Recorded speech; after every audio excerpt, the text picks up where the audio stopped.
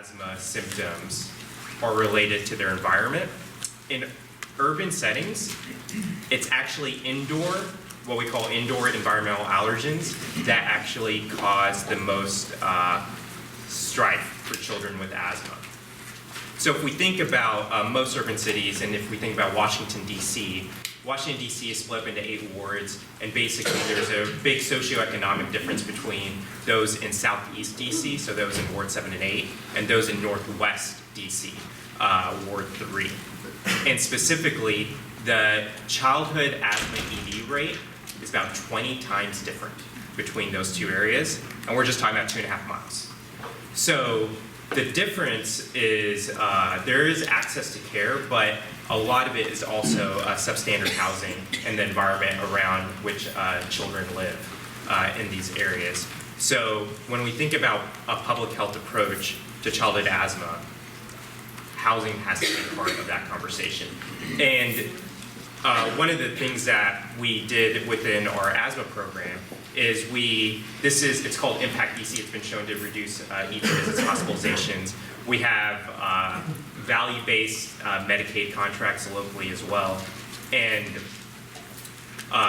we're piloting an interesting way to address the home environment through telemedicine. So essentially, a family who has a child who's suffering from poor asthma symptoms is having mold, mice, other home environmental issues. They could use their smartphone and telemedicine into an asthma doctor as well as a home remediation expert. So you go over the asthma symptoms, you get a medication plan. But then you also look under the sink, look at this leak, and then you create a home remediation plan as well. And then and you do both, and we are seeing how that improves health outcomes as well. So this is actually a partnership with Fannie Mae that is starting our pilot to see kind of a unique way of addressing health and housing. But now thinking about the role in the DC Department of Health, what I just talked about right there is something CDC calls changing the context. So making the health behavior easy to do. Think about exercise, think about the gym in your building. That just makes it easier to go to the gym. We change the context in the home. But to really affect health outcomes, you really have to address something called the social determinants of health, which I'm sure many of you have heard. But essentially, the social determinants of health are the conditions in which we live, learn, play, and pray that affect our health outcomes much more than any medicine we take. So that includes the transportation system, climate change, and our home and how we live. So in order to truly affect that as a health department, we are thinking not about funding health education activities or even clinical activities, but really thinking about how we could change those other factors in the social determinants of health, which means partnering with everyone but health organizations, because we know those are the ones that will really improve health outcomes. So that's just a little bit about my background, our priorities, and I look forward to chatting and discussing more with you. Thank you, Dr. Shah. And next we're going to hear from Nakielski from Blue Cross Blue Shield of Massachusetts. So good morning, and thank you for inviting me today, and thank you all for having the great interest and putting the energy into these efforts to give those people that we care for and the generations that follow us in the future. We can't hear you very well. Can you speak up? I'm getting over a cold, so Or turn the AV on. just close it on. Yeah. Okay, I'll bring it closer. So, what in the world is an insured here at this table? I'm here with Blue Cross Blue Shield of Massachusetts. Many of you may or may not be insured with Blue Cross. Actually, I'm curious, how many people here are insured with Blue Cross Blue Shield? Statistics are that 1 in 3 Americans are insured with Blue Cross. We're affiliated across the country through an association headquartered in Chicago. There is a cohort that is mostly delineated by state, and that's just due to medical reimbursements. There are some for-profit and non-for-profit. But I've been very fortunate that I come out of Massachusetts, which happens to be an innovation hub for the Blues programs. And what we come up with in Massachusetts is more generally adopted across the country. We were the first in the country to offer same-sex insurance benefits, and then we were the first state in the country with legalization of same-sex marriages. We're one of the first states in the country to have universal health care, and so we went ahead, understood that, and have been able to share with our colleagues across the country. We're also one of the first in the country to have an environmental sustainability program. What in the world is that? We know that with a healthy environment, you're going to have healthy people. It's certainly not going to address mental health issues. We're not addressing death with dignity, and we're battling the opioid epidemic. But we recognize that there's a certain responsibility we have to our community, our members, and the world that we operate in. And so a program has been developed that focuses on how we operate, how we purchase, how we invest, and starting to think about those community partnerships in our member care, which is what I'm here to talk about.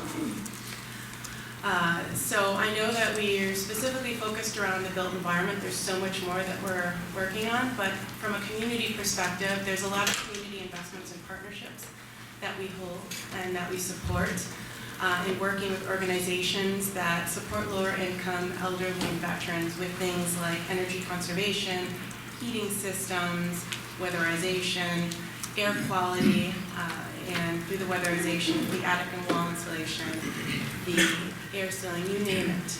But understanding that, as we're all understanding that through those social determinants of health, you're going to have those healthier people. But what I'm really excited to talk to you about today is the rollout of our new health and wellness program. We like to test on ourselves, be guinea pigs before we put it out to the market.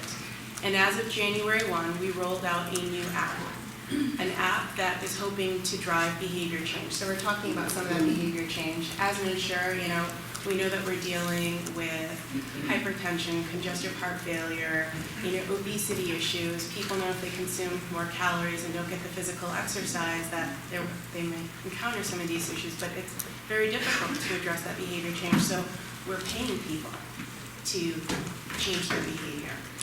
And as we're paying people, we're using an app to collect information and to drive that behavior change. We have a new wellness rewards program where our colleagues, we're testing internally with our associates first, can earn up to $600 throughout the year. And there are a couple of different ways that they can earn up to those $600. First, they have to register. Second, they have to complete a health risk assessment. Third, they can go through biometrics. And fourth, undergo and implement a series and a range of activities. Well, what kind of activities? It's very broad, and we're really lucky that we view health and wellness as physical health, overall healthy eating. We're looking at smoking cessation, but we've also included environmental sustainability. And so there are several journeys our associates can take, from getting active, eating healthy, sleeping well, being tobacco-free, navigating the health system, reducing stress. And there are 3 pillars that we've organized them around: energy, focus, and drive. And where environmental sustainability falls under is drive.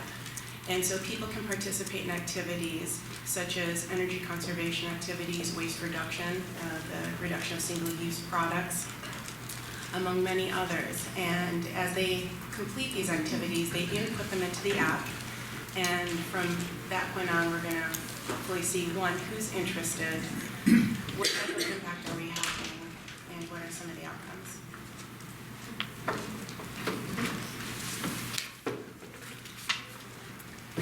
Thank you, Monica. And I just want to remind everybody, they're making very brief remarks because we're reserving a lot of time for your Q&A. So please be writing your questions down and pass them to the end of the aisles.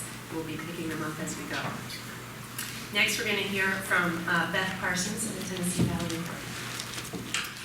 Good morning. I'm Beth Parsons with TVA, and I'm a program manager in Energy Right Solutions for the Home. We are responsible for the energy efficiency and electrification projects, that TVA carries out with residential customers. For the last 2 years, we've been running a pilot called Home Uplift that does no-cost weatherization upgrades in low income home. So they're income qualified to 100% of federal poverty level, and they do receive everything at no cost. We spend about $8,000 per home in the home as far as materials and labor, and then TVA handles the administrative on the back end.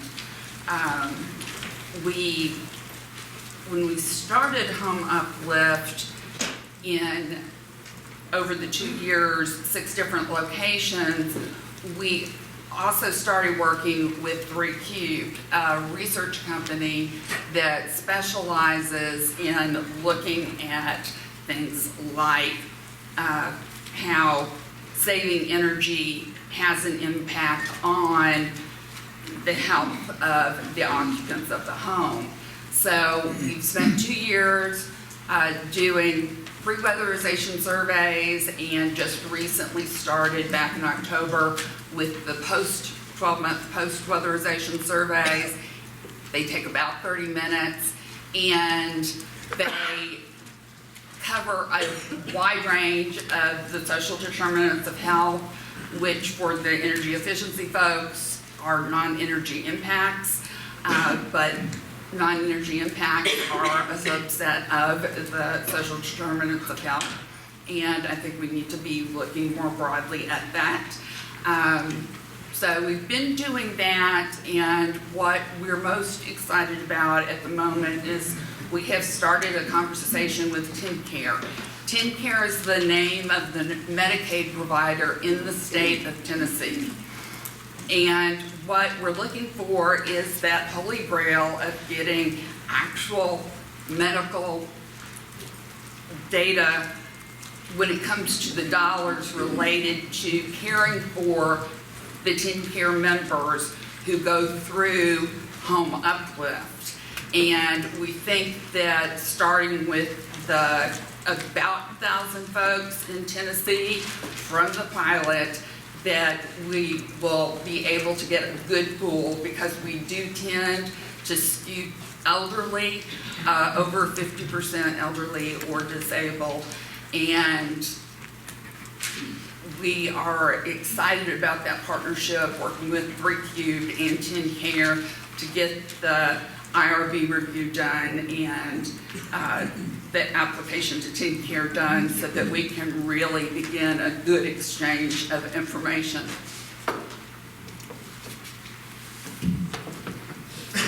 Thank you, Beth. And I want to just remind everybody to start submitting some questions, because right after this one, we're going to be able to get to those. And next, we're going to hear from Mishel Filisha of the NYSERDA. And I say NYSERDA all the time. I had to look up the New York State Energy Resources and Development Authority. Thanks, Sarah. I'm Mishel Filisha. I'm with the New York State Energy Research and Development Authority, which is known by that acronym NYSERDA. I serve on NYSERDA's Energy Affordability and Equity team, and I come at this work from a social justice and public policy background. But NYSERDA's mission is to support energy efficiency and the use of renewable and clean energy sources in order that New York State can develop a less polluting, more efficient, affordable energy system. So the work that NYSERDA is doing on the ground right now that's most applicable to this intersection between energy and health is the New York State Healthy Homes Value-Based Payment Pilot. And the objective of this pilot is to develop a framework for managed care organizations to incorporate residential healthy homes interventions into their value-based payment arrangements within the Medicaid healthcare delivery system.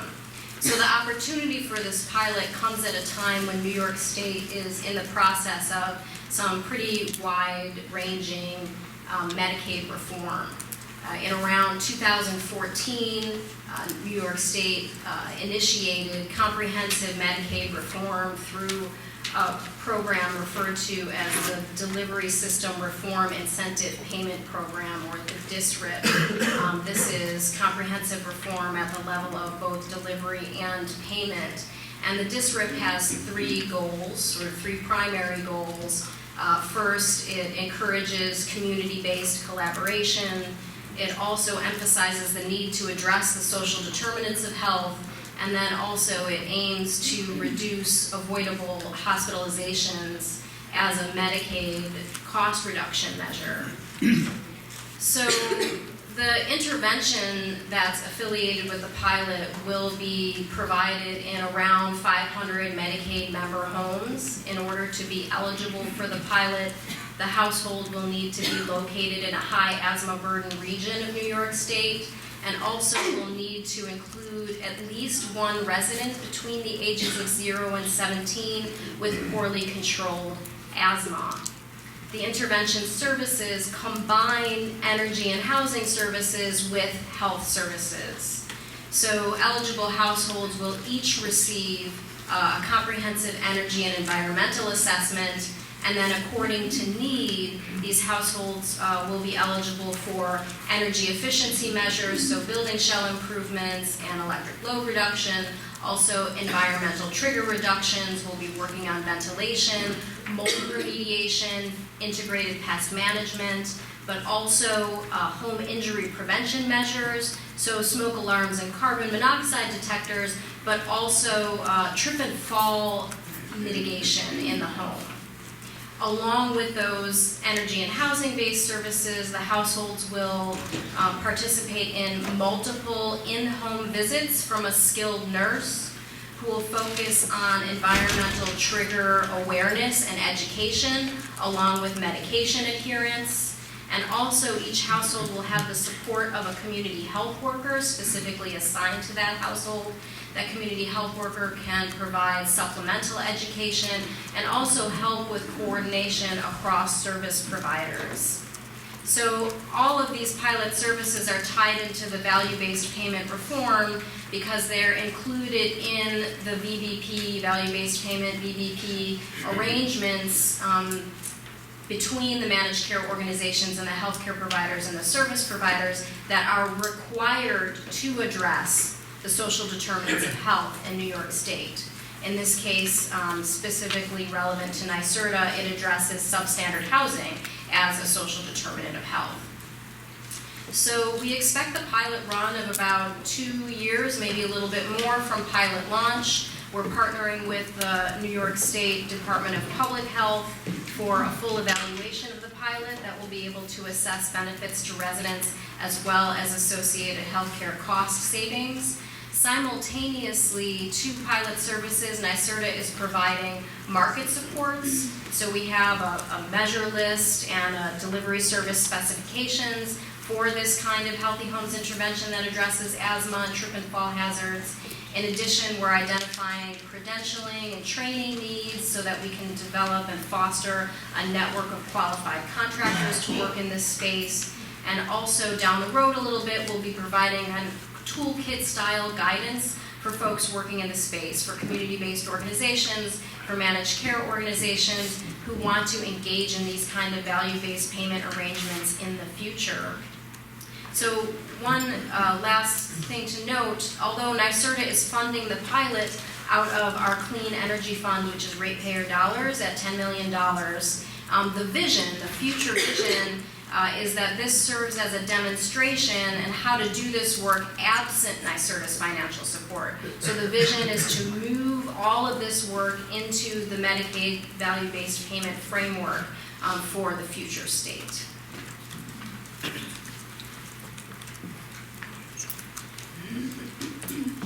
I'm going to try using this because we have a whole bunch of questions, and I want to sit down.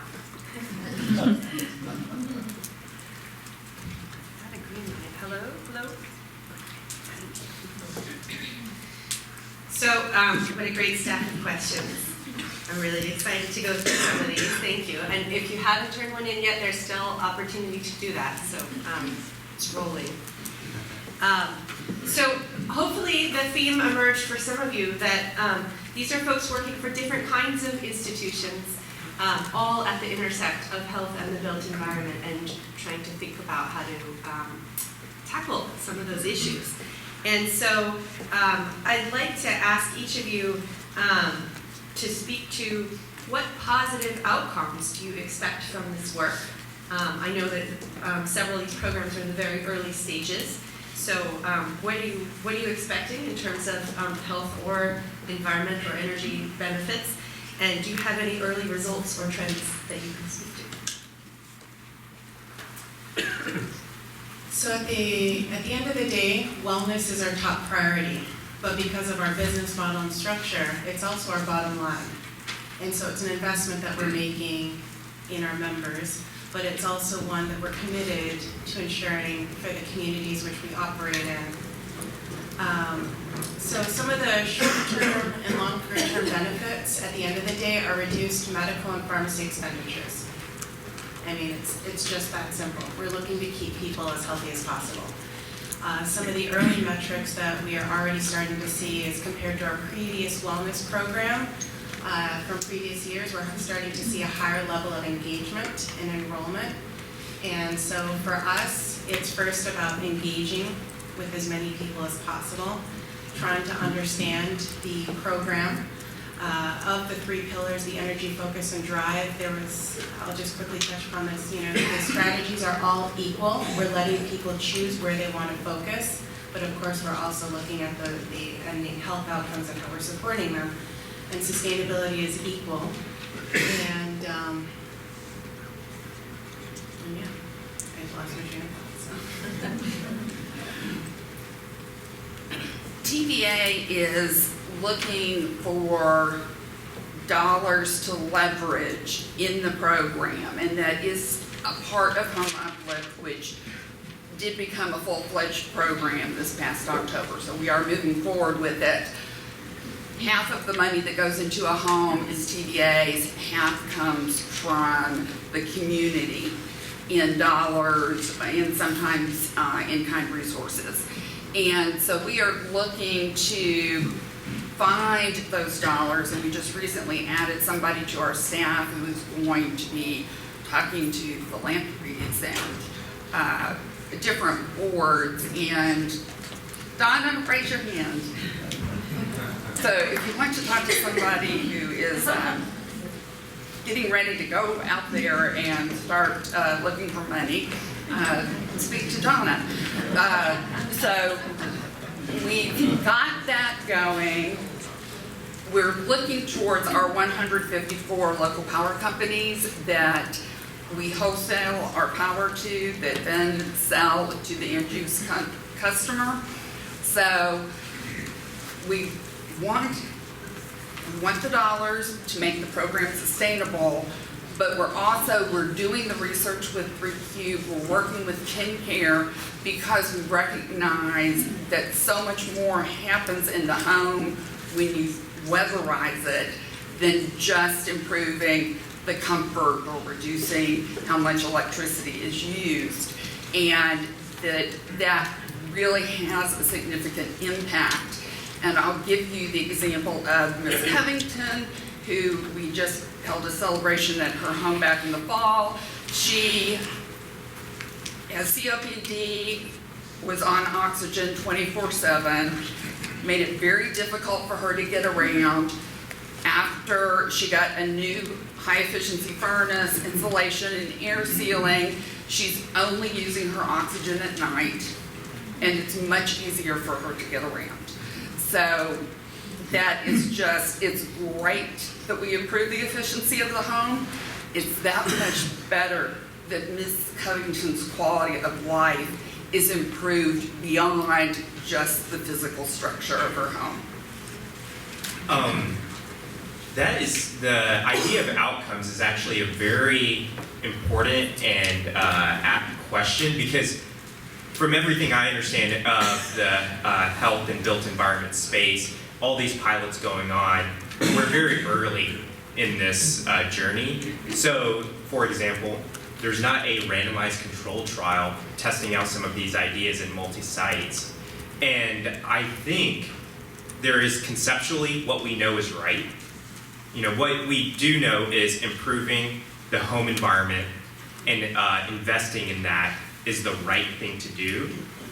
And now how can we show its intended effects? And I would actually caution, I know a lot of us, we're all thinking about, hey, it's going to be about the value-based payment or the accountable care organization model. The healthcare has a lot of dollars. If we show some savings, that's going to be kind of the way in. What if, in a randomized control trial, there's a marginal decrease in emergency room visits or hospitalizations?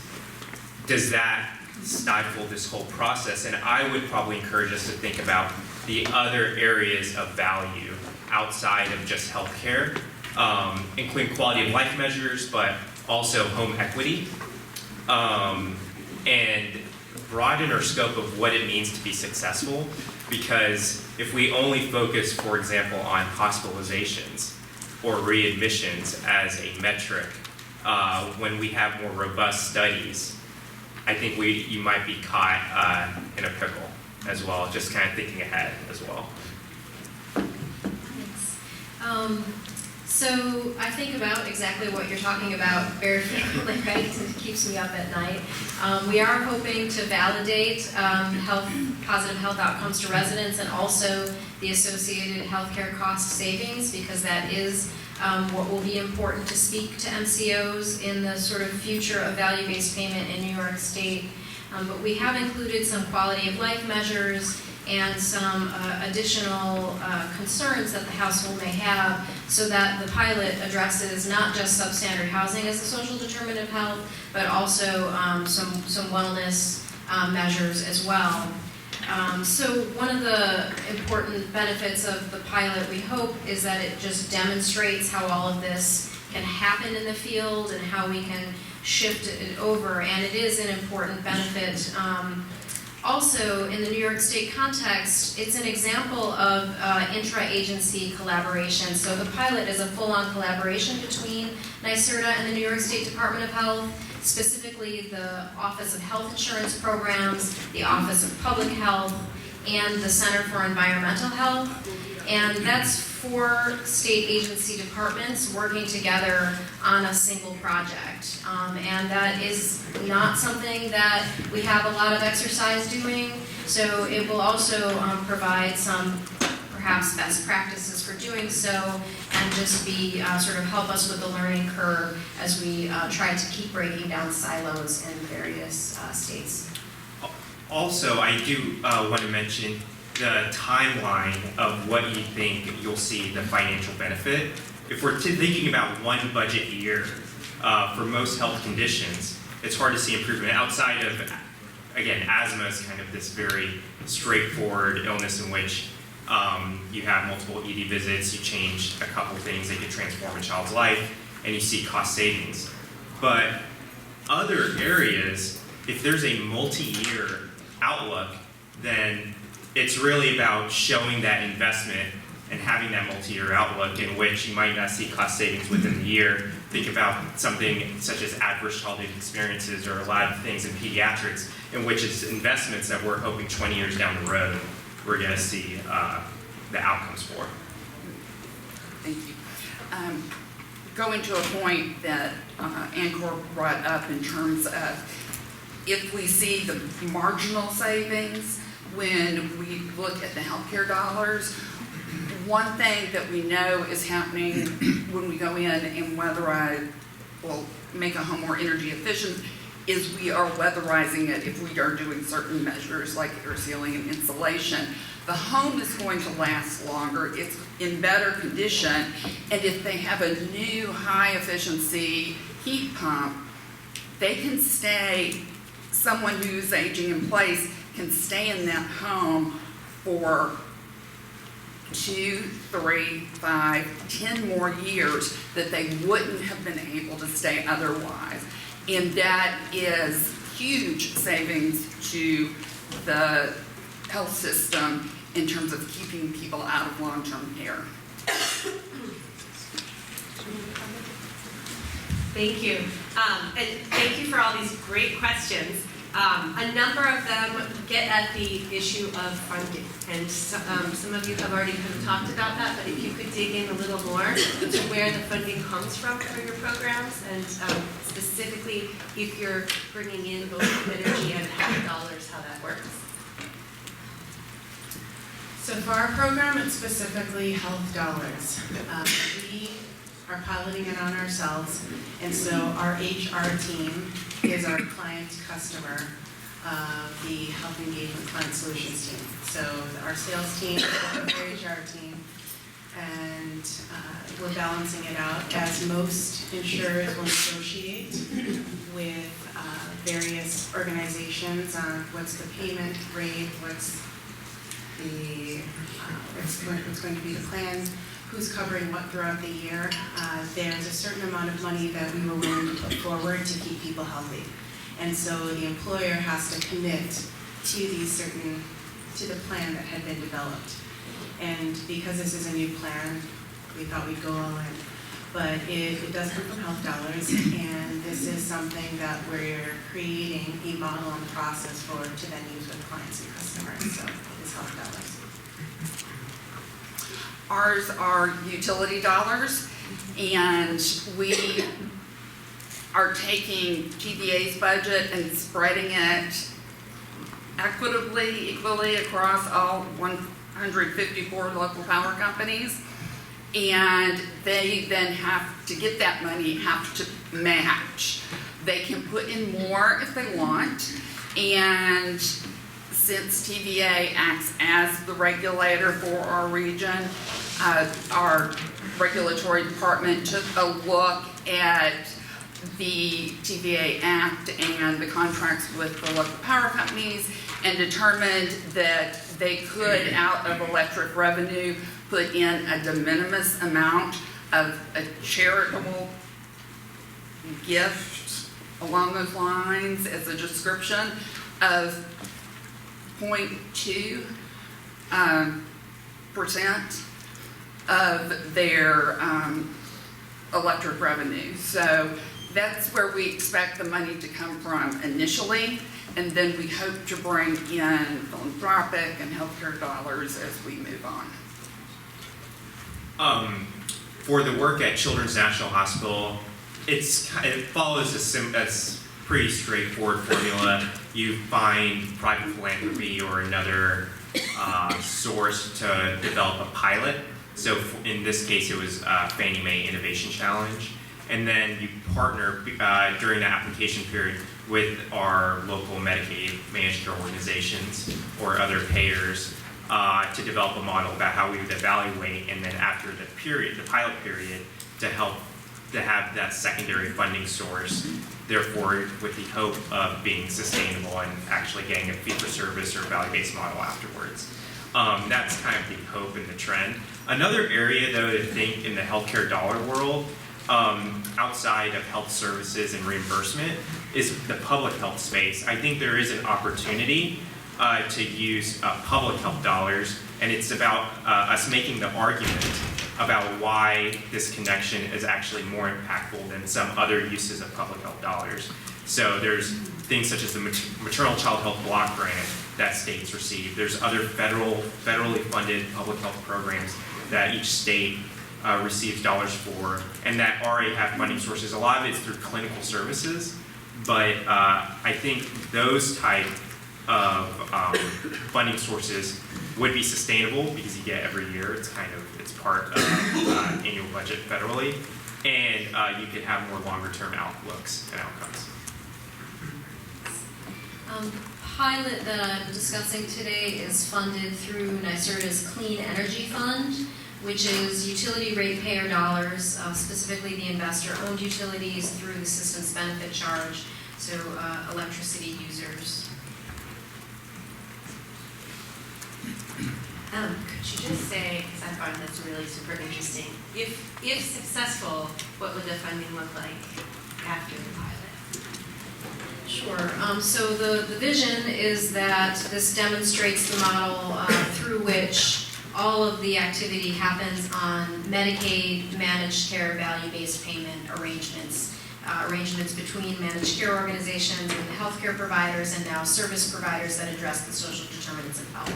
So for NYSERDA, really what it represents is opening a third-party funding stream specifically for energy efficiency services, because that's our mission. We recognize the rest of everything that's going on and the other kinds of benefits this has, But the idea that we move this work over to the Medicaid value-based payment framework allows us to continue and grow the work that we are responsible for while the value-based payment system sustains this work in parallel in the future. So as part of the pilot-specific value-based payment arrangements, MCOs are required to develop some kind of a sustainability plan. We're aiming for at least 2 years of matching dollar style commitments to pursue the work in the future beyond the pilot state. Thank you. So what does success look like for these programs? What would you need to see as an outcome to pitch this internal to your organization so that it continues? Like, it's one thing to get buy-in for a pilot. What do you have to see at the end of this so that the program can continue? I would imagine that you can, for example, find some really great client testimonials. Would that be enough, or does it need to look different? So I'd love to say that client testimonials are enough, but they're not. That's because for the past couple of years that I've been at our organization, we have had client and customer interest in some of these environmental sustainability programs. I respond to RFPs. Language is embedded within the contracts. We are asked to provide consulting services on site, but it's still not enough to release and launch this app among other programs that we're exploring and reviewing internally. Earlier I mentioned the reduced medical and pharmacy expenditures, I think is going to speak volumes, as well as if there were some state rules, policy changes, legislation, that would also help support some of the work that we're doing. Client testimonials are great. They do help tell the story to the executive suite, but at the end of the day, they and others within the organization are going to be looking for how many local power companies do we have involved? How much money are they bringing to the table? Are we completely spending our budget? And if not, why? So we'll need to work on those things. Make sure that we're getting a good number of homes done and not going above our spend per home. I think in general, it's improved health outcomes that then will show decreased healthcare spending. It's kind of what success should look like. I would agree exactly with that. In order to sustain it, we need healthcare outcomes that are attached to the healthcare cost savings and the ability to easily enter into these arrangements in the future. Are any of you seeking policy or legislative changes that would support your program? And if not, are there some that you know of that you're aware of that would be helpful to support your efforts? Yeah, so we have a government relations team that works both at a state level and national level, and we've been very fortunate to become engaged and support policy changes throughout our state with regard to energy and chemicals of concern. So we recently supported a policy change to increase the renewable portfolio standard. So for people who don't understand, that was a ceiling that was placed on the amount of renewable energy that could be created and consumed in the state of Massachusetts. And by increasing that ceiling, that would help spur competition, help lower cost, allow other people to become engaged.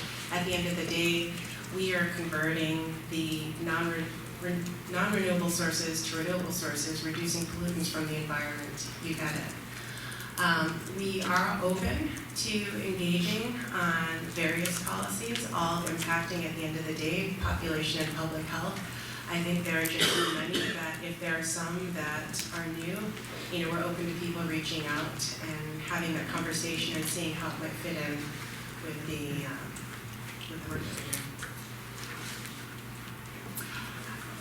I'm not sure what policies TeamCare has in place that would allow them to move towards a value-based model at this point in time, so that's something that we'll need to ask the question about, and if they're not in place, help move those forward.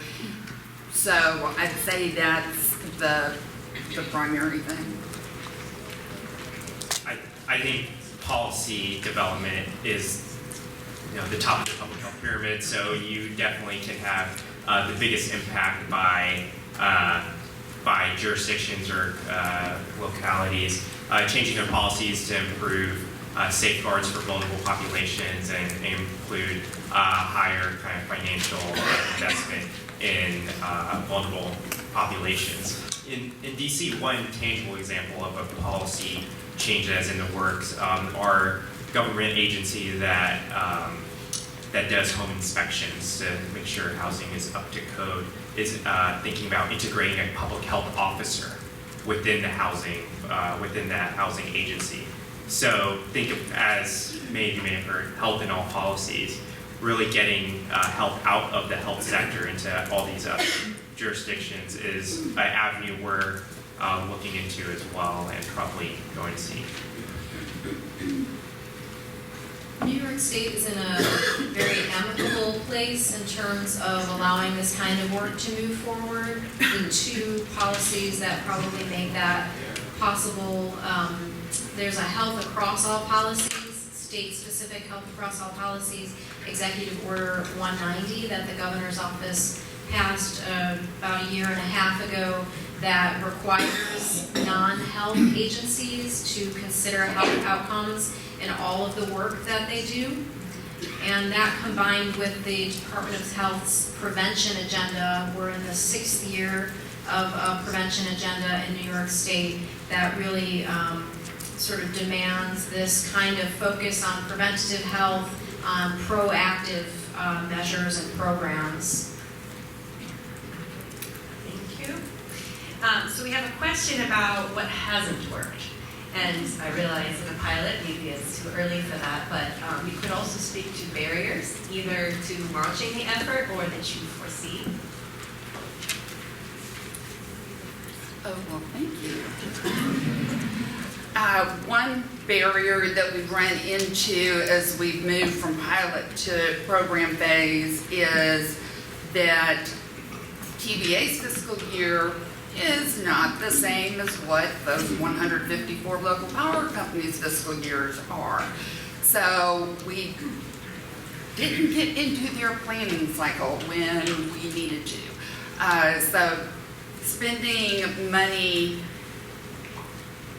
during the first 9 months of the year is going to be practically non-existent because their fiscal year starts July 1. So if we're talking to them now, we're at the point where they can be thinking about getting into the adding those dollars, earmarking them for home uplift.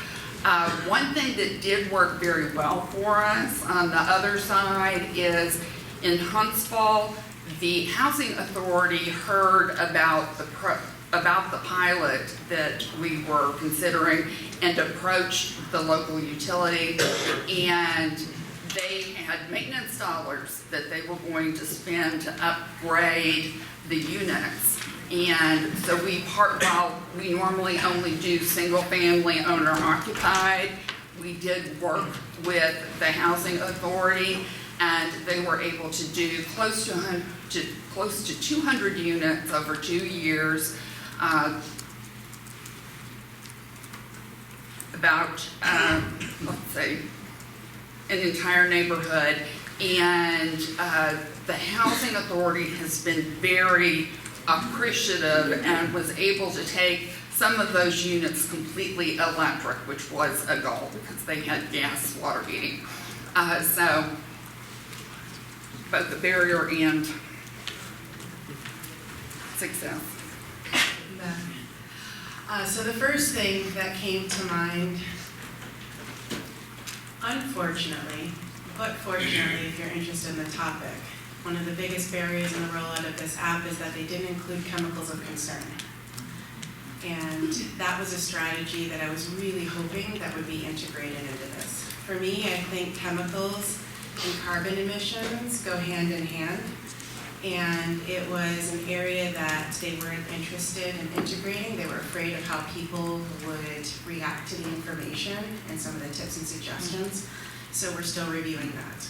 That's one barrier that I'm facing internally as we're rolling in a holistic environmental sustainability program into our health and wellness rewards. There were a couple of foreseeable barriers and challenges that we discussed before the rollout. Our previous awards program required people to complete a biometric screening in order to participate. This one is voluntary, and it doesn't have to happen in order. So that for us is a potential barrier when you're trying to measure health outcomes. Another potential barrier is the completion of the risk assessment. By having the biometric screening and the risk assessment survey completed, our nurses would then be able to identify maybe pre-diabetic associates or people who are just on the cusp of being labeled as overweight, to engage with them in some of these prevention and wellness activities. And once you're on the phone, they share everything from the mental health, stress management, environmental sustainability. So those are two areas that we're keeping an eye on. Right now we've had a lot of people sign up, but it's how do we continue to engage with them and how do we share this information. The other barrier that we are foreseeing right now is around data calculation. Around environmental sustainability, it's really tough to capture energy conservation. Right now, we're literally just capturing engagement. For us, that's good enough. Because, we can have these conversations around what's the best measure, but what we really want to know is, are people participating and are people interested? Because we are weighing these as all equal, and I'm very fortunate that they're all equal. There are 15 different areas that people can focus on, and we're trying to understand a level of interest, level of participant engagement, and then drive deeper. And I'm saying that because, I mentioned engagement, whereas when we were pushing or advocating for our associates to use a statewide energy efficiency program, there were a couple of different ways that we could actually measure the impact. There was one that they would provide us with the top sheet of the home health, the home assessment. So when someone would come in and then provide you with a review, we didn't ask to see, what type of score and what recommendations and what advice. We just wanted to see that top sheet to show that you went through the process. And then in the end, we have green teams who are looking to reduce their energy conservation and share that information.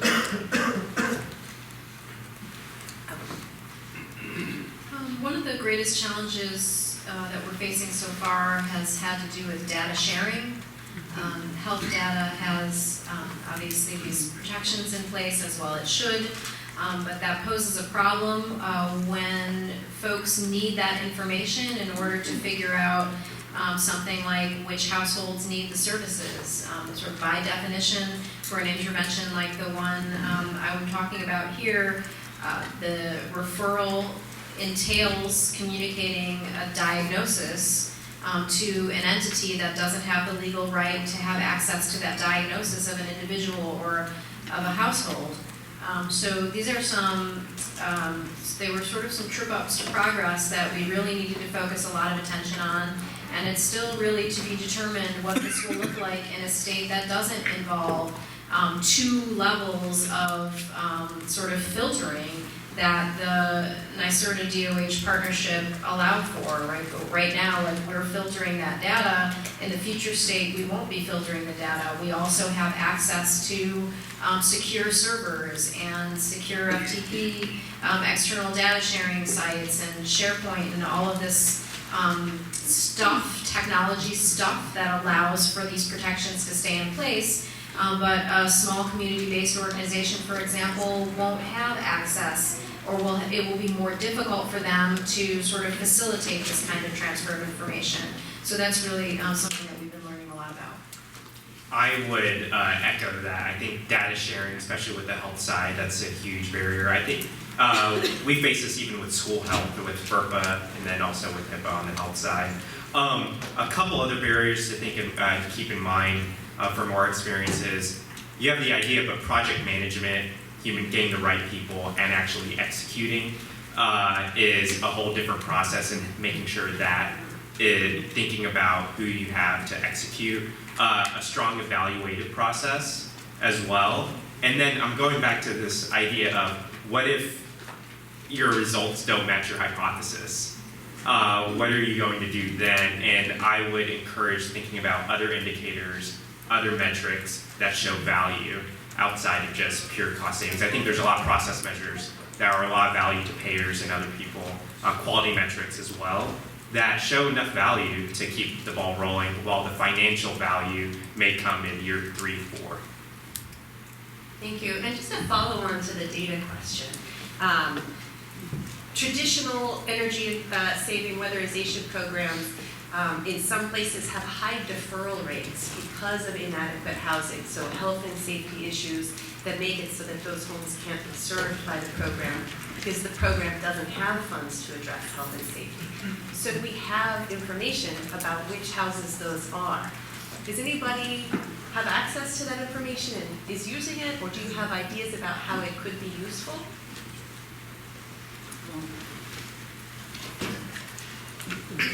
We're fortunate that out of our money, we can spend $1,000 of that $8,000 that goes in. You can spend $1,000 of it to go towards health and safety measures, but we still have an approximately 10% deferral rate where there's a hole in the wall and you can't repair a hole in the wall for $1,000, or they need an entire new roof, not just a patch, in order to put insulation in the attic. So we do track that information and getting a better understanding of the cost associated with that and what parties might be willing to come to the table to take care of those types of issues for us to address those 10% that we're not able to touch.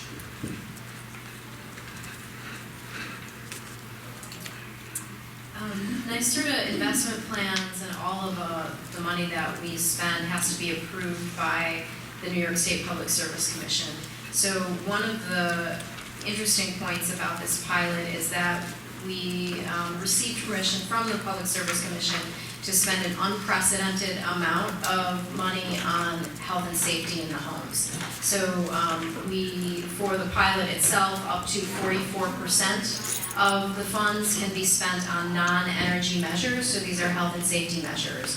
So one of the things that we're testing out here is whether or not for this group of 500 homes, we can approach deferrals from a different angle. We can achieve a deferral rate less than what our regular energy efficiency programs face or what our state weatherization assistance program faces, so that we can figure out how to construct an argument that would allow us to free up more of our clean energy fund dollars for health and safety, not just energy efficiency measures.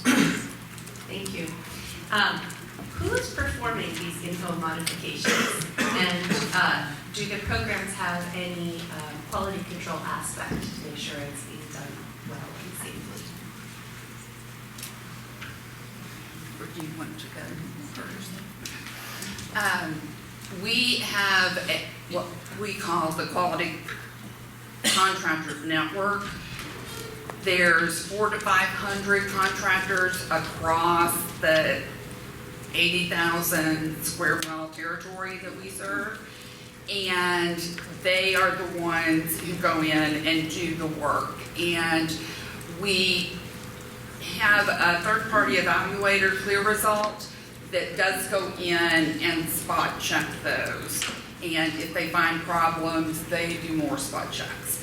So there is the quality aspect. We do, like I said, you have to be on that list in order to be considered to work on a home uplift home. So that's managing that list, those contractors, and doing quality inspections are how we ensure that there's quality in things. There's an RFQL, a request for qualifications, affiliated with the pilot specifically, and in order to become a pilot participating home contractor, you have to become a NYSERDA participating contractor. You don't have to be one at the time that you request qualification, but by the time you're in the field, you do have to be a NYSERDA participating contractor, which requires you to sign a participation agreement that has in place the required qualifications and certifications or ability to subcontract with an appropriately licensed or certified entity to do the work in the home. And we're running the interventions through NYSERDA's existing residential energy efficiency services programs. So we have all of that infrastructure in place that includes an extensive quality control component. The pilot at the Children's Hospital, we work with a nonprofit, and actually, I don't think we have a quality safeguard. That external one, the nonprofit has their own that they certify as well, but as a grantor with it, I think that's something actually for bringing up that we need to kind of confirm as well. We've been taking on whatever the nonprofit has been, their certification process as well as opposed to external one. So we don't manage the contractors or the QA. We expect we're hoping that the non-for-profit that we collaborated with and the utility program has that in place. So for example, in Boston, there's an organization, ABCD, that actually helps lower income families with weatherization, with insulation, but is also addressing some of those others. Supporting their activities, and in Massachusetts there's a program called Mass Saves, which is a collaboration between the utilities, and they together have a pool of contractors, which I believe must meet a certain set of requirements before they go into a home, provide an assessment, and then the technical support. I'd like to clarify. When I answered a moment ago, I was thinking of our eScore program, which is for the rest of the market, not low income. All of the home uplift homes are tested with floor door and inspected on the front end and same on the back end. So every home is receiving an inspection. And some of this also has come out a little bit as you were talking, but can anybody participate in your program, or are you targeting certain groups? And specifically, is there an element of trying to reach what is sometimes referred to as harder to reach markets, like multifamily, low-income, or renters? So our program specifically today is just associates internal to Blue Cross Blue Shield. We're hoping within the next couple of years we will be putting it out there in the market, and it will be our clients' customers, so the members whom we're engaged with. We do also have other programs that we're supporting with community centers and hoping to start to integrate some of these sustainability activities in them today. Today we have a prescription program, but it's really focused around healthy and active lifestyles and healthy food, and we're hoping to soon integrate healthy environment. Well, we are all low income, so we've got that covered. We are looking at doing renter pilots. I said that we did the Housing Authority down in Huntsville, Alabama. That was new to us, and before we approved that, we did some research into the turnover rate because we didn't want to go in and do the work, improve the home, and make it better for the resident, just to have that resident move out and the person who moved in not be aware of what had been done and had not received the education on how to take care of the different measures that were installed. So we've been a little wary of the rental market, but we are edging that way in terms of including them in home uplift. For the Children's Hospital pilot, it's owned homes, hopefully, focusing on multi-generational families with children with poorly controlled asthma, specifically in Southeast Washington, D.C. The highest asthma burden region of New York State is New York City, so one of the locales of our pilot sites is New York City. It will include probably primarily renter and multifamily spaces. So we're looking at how the difference between single family and multifamily, the intervention outcomes and the differences between the housing types. The managed care organizations identify who in their pool of members would be qualified for the pilot by the location and the asthma diagnosis. So while we're not necessarily focusing attention on hard to reach populations, we are opening up this door to referrals that are based on something other than just income eligibility. Thank you. We had a ton of excellent questions, many of which we did not get to. And are you all staying the rest of the day? Yes. Yes. So I encourage you to ask your specific questions of our speakers. I'm going to end on one last question and then give you each a chance to say a final word if you have something. So the last question is, if an organization wanted to partner with you on this work at this intersect, what could they do or say to get to a yes? And if something doesn't come immediately to mind, maybe, I think each of you are working with external partners now. What was the thing they did to become your partner? Right. Well, we've always considered those 154 local power companies our partner. So they're right there at the front. And then you need the implementers, and that's the quality contractor network. Then you need back office, and so we hired someone to do that.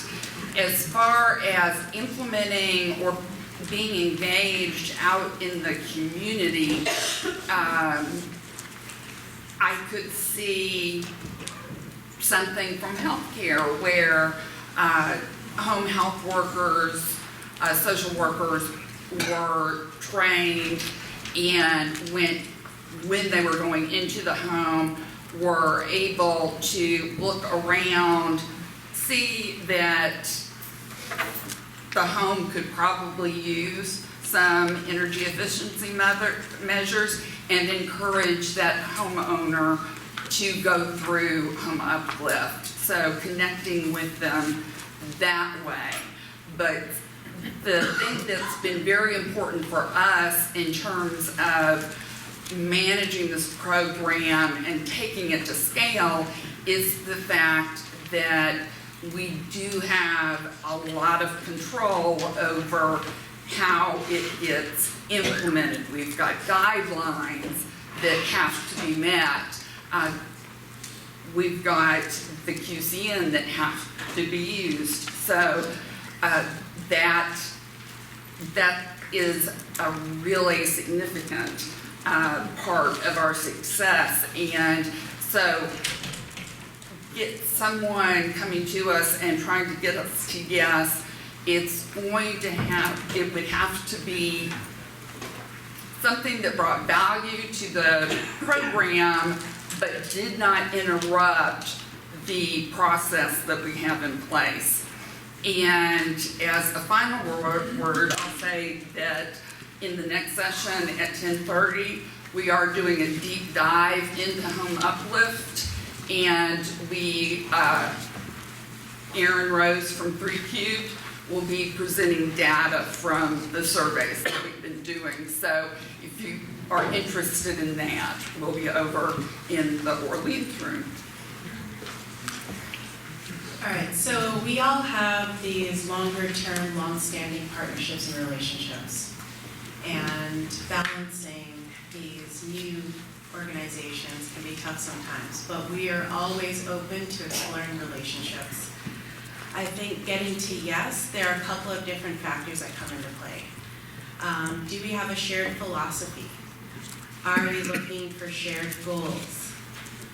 What type of resources is this organization, collaborating organization, coming to us with? We typically look for work, wisdom, or wealth. Are we being expected to finance everything? Or are we simply looking for a credible knowledge expert content? We have undergone a couple of community projects which we've learned from, and tying in that experience to what we're doing now, I know it's not energy, but chemicals is the example I'm going to give, is looking for that credible partner, that subject matter expert, someone who is not polarizing on the marketplace.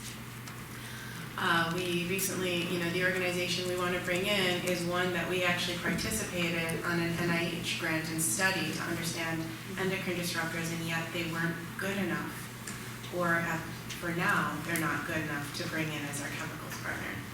So I think, and then sometimes coming in and having that idea, it could be as simple as filling that gap that we might have found within the program, whether it be location, whether it be content. So my recommendation is, if you're interested in the space and you're interested in partnering with insurance, I would love to come and talk to you. But if you have ideas for working within your own local organizations, don't give up.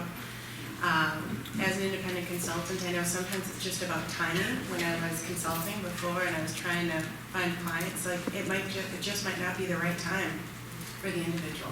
They might be overwhelmed with many other things, either at work or at home. And so, that's it. For the DC Department of Health, I think as a government agency, our mission is to serve the constituents of our jurisdiction. So anything that could help the health and well-being of district residents, it's already a yes in that way. So I think that is a very a different model, but that is anything that goes to that goal, always looking for partnerships, always looking for ways to support organizations that gets to that ultimate goal, with the idea of focusing on trying to affect the social determinants of health to move the needle forward. For the last, for closing thoughts, I think the idea around health in the built environment, especially our conversation around here, is there's a huge opportunity to interact with the health services space, specifically with payers, to show cost savings. It's kind of the bright object in the room. And there is a great potential for it just because of how much we spend on healthcare dollars and payers spend on healthcare dollars. There is that room to show that benefit. And I think the partnerships we develop here will get there.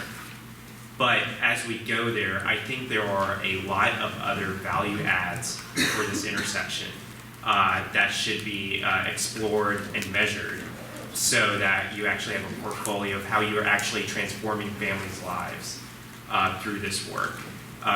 Which ultimately leads to cost savings, but it's that life transformation of families and communities that I think will really show the value a little bit more. Similarly, NYSERDA is in yes mode. We're really interested in innovation. We're running a lot of pilots and will continue to do so for the next long stretch of time. So if there's a good idea, one that benefits or has the potential to benefit folks in the state or in communities, in particular communities that have a little bit less attention or a little less money funneled into them, we definitely want to hear those ideas, and we will work on partnerships together as long as we can find the qualified folks with capacity to implement these ideas. We're in yes mode. Great. So we're at the end of our time. Right now we have a 30-minute networking break out in the hall. And then please keep an eye on your watches because the next sessions are going to start right on time. And before you head out, can you please give a hand to our excellent panel?